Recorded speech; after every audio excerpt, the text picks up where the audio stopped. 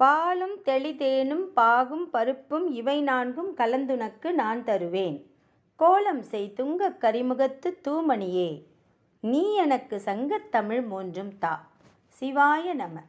மாணிக்கவாசகப் பெருந்தகை திருச்சதகத்தில் தம் மனதுக்கு தொடர்ந்து அறிவுறுத்துகிறார்.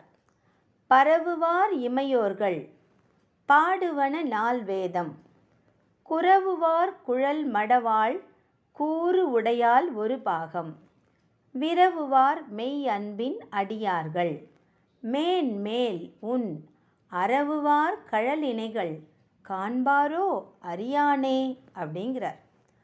பரவுவார் அப்படின்னா வாழ்த்தி வணங்குவார்கள், இமையோர்கள் அப்படின்னா தேவர்கள். அதை தான் முதல்ல சொல்கிறார். பரவுவார் இமையோர்கள், விண்ணில் உள்ள தேவர்கள் உன்னை வாழ்த்தி வணங்குவார்கள். பாடுவன நால் வேதம், உன்னை போற்றி பாடும். எது அப்படின்னா 4 வேதங்களும் உன்னையே போற்றி பாடுகின்றன. குரவுவார் அப்படின்னா குறாமலர், குரவுவார் குழல் மடவாள், குறாமலரை தன் கூந்தலில் சூடியுள்ள உமையாள், உமையம்மையார். கூறு உடையால் ஒரு பாகம், உன்னுடைய ஒரு பாகத்தில் அழகாக வீற்றிருந்து அருள் பாலிக்கிறாள். விரவுவார் அப்படின்னா கலந்து கொள்வார்கள். யார் கலந்து கொள்வார்கள்? மெய்யன்பின் அடியார்கள். உன்மேல உண்மையான அன்பு வைத்திருக்கிறார்கள் அல்லவா, நீ ஆட்கொண்டாய் அல்லவா உன்னுடைய மெய்யடியார்கள். அவங்க என்ன பண்ணுவாங்க? உன்னில் 2 கலந்து கொள்வார்கள். அரவுவார் கழலிணைகள் காண்பாரோ அறியானே. அரவுவார் அப்படின்னா ஓசை, ஒலிக்கின்ற நீண்ட கழல்களை அணிந்திருக்கும் உன் திருவடிகளை இந்த மேலே சொன்ன யாராவது முற்றும் கண்டிருக்கின்றனரா? யாருமே அப்படி பார்க்கலையே. தேவர்களையும் சரி, உன்னுடைய 4 வேதங்கள் ஓதுவார்களும் சரி, உன்னுடைய திருவடிகளை முழுதாக பார்க்கவில்லை. மெய்யடியார்களும் உன்னை முழுதாக உன் திருவடிகளை பார்க்கவில்லை அப்படின்னு சொல்கிறார்.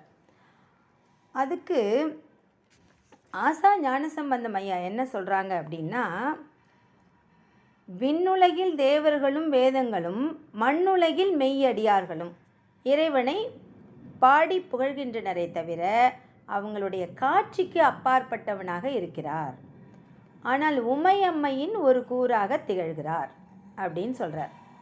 இப்போ கண்ணால் யாராலையும் நேரடியாக பார்த்திருக்க முடியாது. அப்படியே பார்த்தாலும் பார்த்தவங்க சொல்ல மாட்டாங்க. கண்டவர் விண்டிலர்னு சொல்கிறாங்க இல்லையா, அப்படியெல்லாம் அந்த உயர்ந்த நிலையை யாராலும் சொல்லிட முடியாது அப்படிங்கிறார். அப்புறம் என்ன சொல்கிறாருன்னா, இந்த மெய்யடியார்களுக்கு முன்பு அவர் அழகாக என்ன சொல்கிறார் அப்படின்னா, மெய்யடியார்களுக்கு முன்னாடி மெய் அன்பின் அடியார்கள்னு சொல்கிறாரு. அன்பின் அப்படிங்கிற ஒரு வார்த்தையை சேர்த்துக்கிறார், அடைமொழியாக அட்ஜெக்டிவாக சேர்த்துக்கிட்டாரு. அதே மாதிரி மாணிக்க வாசக பெருந்தகை இந்த இமையோர்களுக்கு முன்னாடி அன்பானன்னு சேர்த்துக்கல, 4 வேதம்க்கு முன்னாடியும் எந்த அடைமொழியும் அட்ஜெக்டிவ் ஒன்றும் சேர்த்துக்கலங்கிறார். ஏன் அப்படின்றதுக்கு ஒரு காரணம் யோசித்து சொல்கிறாரு. வேதங்கள் படிக்கும் பொழுது அந்த வேத மந்திரங்களுக்கு ரொம்ப பவர் எதில் இருக்குது அப்படின்னா ஒலி அளவால். அந்த சவுண்டு தான் ரொம்ப முக்கியம். அதுதான் ஃபொனட்டிக் வேல்யூ அப்படின்னு சொல்லுவாங்க. அந்த ஒலி உச்சரிக்கும் பொழுது அது ரொம்ப கரெக்டாக உச்சரிக்கணும். அதுக்கு தான் அதனுடைய மகிமையும் தனிச்சிறப்பும் இருக்குது. அதனால தான் மாணிக்கவாசக பெருந்தகை விண்ணவர்களுக்கும் 4 வேதங்களும் சொல்லும் பொழுது அன்புன்னு சொல்லலை. ஏன்னா அந்த மந்திரங்கள் உச்சரிக்கும் போது என்ன செய்வாங்கன்னா, அந்த எழுத்து மாறிடக்கூடாது. நம்ம வாயிலேந்து வருகிற ஓசை ரொம்ப கவனமாக நம்ம உச்சரிக்கணும், இல்லைன்னா மொத்த அர்த்தமும் மாறிவிடும். அப்படிங்கிறதுல அந்த மந்திரங்கள் ஓதுபவர்கள் எப்பொழுதுமே அந்த ப்ரொனன்சியேஷனுக்கு தான் ரொம்ப இம்பார்ட்டன்ஸ் கொடுப்பாங்களே தவிர அந்த பொருளுக்கு அவ்வளோ இம்பார்ட்டன்ஸ் கொடுக்க மாட்டாங்க. அதனால தான் இறையடியார்களை பற்றி சொல்லும் பொழுது மட்டும் அன்பான அடியார்கள்னு சொல்கிறாங்க. இப்போ அன்பான அடியார்கள் சொல்லும் பொழுது மெய்யடியார்கள்னு சொல்கிறாரு.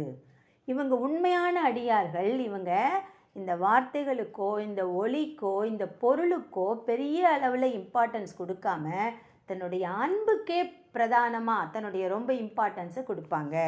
தன்னுடைய மனது முழுக்க அன்பு, அந்த அன்பு அதிகமாகி பக்தியாக வரும். அப்படியெல்லாம் பக்தியாக வர்றதுனால தான் அவங்களுக்கு ஒரு சான்ஸ் இருக்குது இறைவனோட கலந்து விட முடியும். அப்படியெல்லாம் கலந்தால் கூட அவங்களால இறைவனின் திருவடிகளை முழுதாக காண முடியுமா அப்படின்னா முடியாது அப்படிங்கிறார். இந்த ஒரு இடத்துல தண்டபாணி தேசிகர் என்ன சொல்கிறார் அப்படின்னா, இறைவனை பார்க்குறோம் அப்படின்னாலே அந்த இடத்துல இறைவனும் இறைவியும் சேர்ந்து இருக்காங்க அப்படிங்கிறார். அந்த இறை வழிபாட்டுக்குரிய பூக்கள் அவர் சொல்கிறார். சிவனை கும்பிடணும் அப்படின்னாலே குரா, மரா, கொன்றை, பாதிரி, சண்பகம் இதெல்லாம் தான் போட்டு கும்பிடுவாங்க. இதில் குரவுவார், அந்த குரா மலர் உமையம்மைக்கு ரொம்ப உகந்த மலர். அதனால தான் அவர் அந்த குரவுவார் அப்படிங்கிறத ஒரு இம்பார்ட்டன்ஸ் கொடுத்து சொல்கிறார் அப்படிங்கிறார். இன்னொன்று என்ன சொல்கிறாருன்னா, பக்தி மனம் வீச எந்த மலரை இட்டாலுமே இறைவனும் இறைவியும் ஏற்றுக்குவாங்க. இதுக்கு ஒன்றும் பூ இந்த பூ அந்த பூன்லாம் இல்லை. எருக்கம்பூ வைத்தாலும் அவங்க இன்பமாக தான் ஏற்றுப்பாங்க. ஆனால் குரவு அப்படின்னு ஏன் யூஸ் பண்ணியிருப்பாங்கன்னா, பாலைக்குரிய தெய்வம் கொற்றவை. கொற்றவை யார் அப்படின்னா சிவசக்தி. அப்போ சிவசக்தி யார் அப்படின்னா உமையம்மை. அதனால் பாலை நிலத்தில் பூக்கும் குராமலரை இங்கு ஒரு உதாரணமாக மாணிக்கவாசக பெருந்தகை பயன்படுத்தியிருக்கார் அப்படின்னு சொல்கிறார். இதெல்லாம் உள்ளே போய் பார்க்கும் பொழுது இது தானாக அப்படியே பெரு வெள்ளமாக பிரவாகம் எடுத்து ஒவ்வொரு வார்த்தையும் ஓடி வந்திருக்கு. அப்படியே தேன் மாதிரி ஊற்றிருக்கு நான்ஸ்டாப்பாக. ஆனாலும் இது நம்ம உள்ளே போய் கவனிக்கும் போது இப்படி சின்ன சின்ன விஷயம் கூட ரொம்ப அழகாக அமைஞ்சிருக்கு. அந்த அன்பு, மெய் அன்பு மாறாமல் இருப்பதனால் அந்த அருள் வழி இயங்குவதற்கு பக்தர்களுக்கு ஒரு வாய்ப்பு கிடைக்குது அப்படின்னு சொல்கிறார். அதனால் அவருடைய மனசுக்கு அவர் அட்வைஸ் பண்ணுறாரு. இதை பாரு, ரொம்ப பெரிய அளவில் நீ சிவ ஞான சித்தி போதம் அந்த மாதிரியெல்லாம் நீ ரொம்ப ட்ரை பண்ண வேண்டாம். அன்பை மனசில் வச்சுக்கிட்டு மெய் அடியார்களாக எப்படி மெய்யடியார்கள் மெய் அன்போடு இறைவனை அடைகிறார்களோ அதே மாதிரி நீ ரொம்ப மெய் அன்போட இருந்துக்கிட்டே இரு. ஒரு நாள் உனக்கு அவர் திருவடியை காட்டி விடுவார் அப்படின்னு சொல்கிறார். இப்போ அரவுவார் கழல் என்பதற்கு பாம்பையும் நீண்ட வீரக்கழலையும் அணிந்த அப்படிங்கிற ஒரு பொருளும் இருக்குது. அவங்கெல்லாம் கூட இரண்டரை கலக்க முடியல. ஆனால் அன்பாக இருந்ததுனால தன்னால் இறைவனை பார்க்க முடிஞ்சுது அப்படிங்கிற ஒரு விஷயத்தை இங்கே இம்ப்ளை பண்ணுறாரு அப்படின்னு சொல்கிறார் தண்டபாணி தேசிகர் ஐயா. என்னென்னா, இவங்களுக்கெல்லாம் திருவடி முழுசாக யாரும் பார்க்க முடியுமா அறியானே அப்படின்னு தானே சொல்கிறாரு. அப்போ அவர் மனசுக்குள்ளே ஒரு பெரிய பேரானந்தம் இருக்குது.